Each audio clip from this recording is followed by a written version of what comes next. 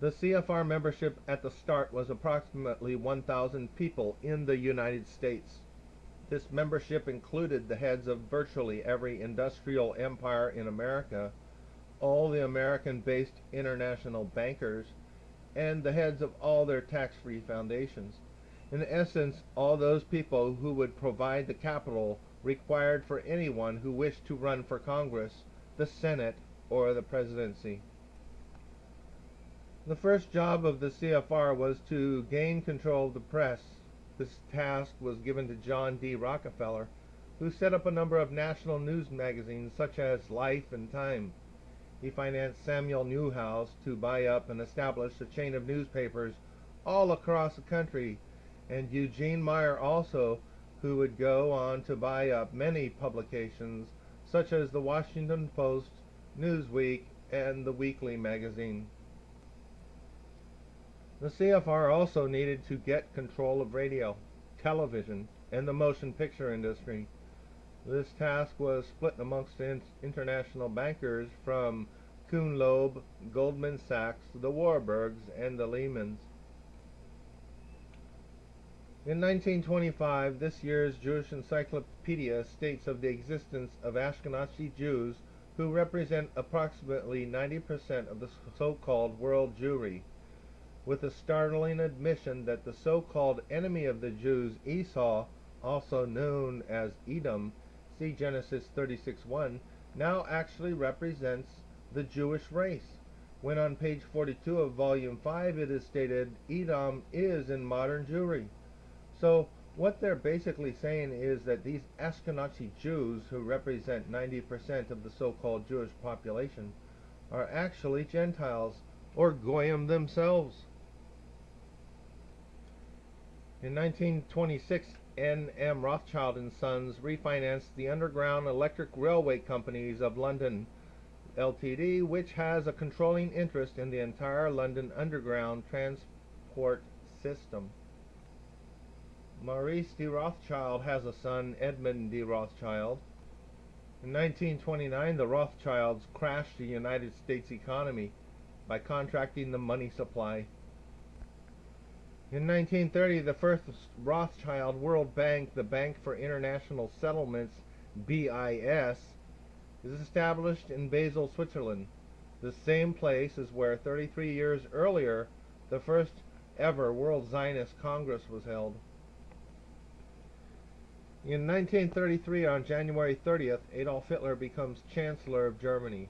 He drives Jews, many of which were communists, out of governmental positions within Germany. As a result of this, in July, the Jews hold a world conference in Amsterdam, during which they demand that Hitler reinstate every Jew back to his former position. Hitler refuses, and as a result of this, Samuel Untermyer, the Ashkenazi Jew who blackmailed President Wilson and is now the head of the American delegation and the president of the whole conference, returns to the United States and makes a speech on radio, which was transcribed from the New York Times, Monday, August 7, 1933. In the speech, he made the following statements. "The Jews are the aristocrats of the world. Our campaign is the economic boycott against all German goods, shipping, and services. What we are proposing is to prosecute a purely defensive economic boycott that will undermine the Hitler regime and bring the German people to their senses by destroying their export trade on which their very existence depends. Each of you, Jew and Gentile alike, must refuse to deal with any merchant or shopkeeper who sells any German-made goods or who patronizes German ships or shipping." As two-thirds of Germany's food supply had to be imported and could only be imported with the proceeds of what they exported, if Germany could not export, two-thirds of Germany's population would have starved, as there would be not enough food for more than one-third of the population. As a result of this boycott, Jews throughout America would protest outside and damage any stores in which they found any products with "Made in Germany" printed on them, causing stores to have dumped these products or risk bankruptcy. Once the effects of this boycott began to be felt in Germany, the Germans, who had demonstrated no violence towards the Jews up to this point, simply began boycotting Jewish stores in the same way the Jews had done to stores selling German products in America. Rothschilds financed IBM supply machines to the Nazis, which produced punch cards to help organize and manage the initial identification, social expulsion of Jews, the confiscation of their property, and their exportation or deaths, extermination. On November 16th, President Roosevelt recognizes the Zionist regime of Stalin in Russia without consultation with Congress, even as 8,000 Ukrainians marched in protest in New York. Also this year, President Roosevelt, born of a Jewish mother, therefore satisfying Ashkenazi rules of being Jewish, orders the all-seeing eye to be placed upon all new dollar bills, along with the motto Novus Ordo Seclorum. This is Italian for New Order of the Ages. Matter of fact, that Latin saying on the top, annuit coeptus, that refers to our enterprise or our affair has become a success.